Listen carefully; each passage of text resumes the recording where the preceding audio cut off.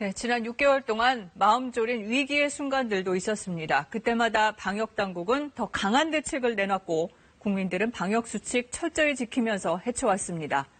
하지만 한계와 숙제도 여실히 드러났죠. 이효연 기자가 짚어봤습니다. 휴대전화 기지국입니다. 이 통신 설비가 코로나19의 확산을 막는 데 결정적인 역할을 해왔습니다.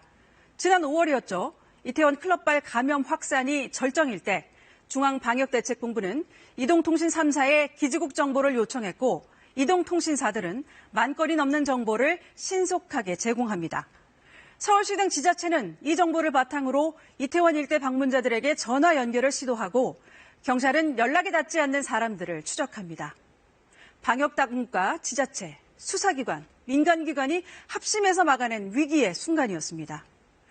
지난 6개월 이런 위기의 순간마다 정부는 이런 적절한 대책으로 또 우리 국민들은 철저한 방역수칙 준수로 코로나19 확산을 막아왔습니다.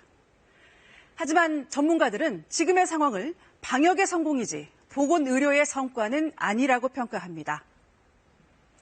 여기 10%라는 숫자, 이 숫자는 우리나라 전체 병상 가운데 공공병상이 차지하는 비율입니다. 이 10%의 공공병상으로 코로나19 확진자의 80% 가까이를 감당해냈습니다. 감염병 환자가 대거 발생했을 때 정부 정책에 따라 신속하게 병상을 확보할 수 있는 곳은 바로 공공의료기관이기 때문입니다. 실제로 공공의료기관이 전체 의료기관의 1%에도 미치지 못하는 대구에서는 신천지발 환자가 급증했을 때 갈 병원이 없어서 4명이 자택에서 사망하기도 했습니다.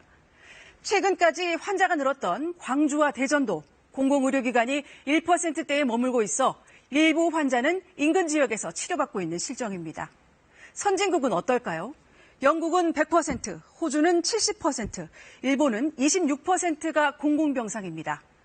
코로나19를 경험한 우리 국민의 70% 가까이가 의료 서비스는 공적 자원이라고 생각하고 있습니다.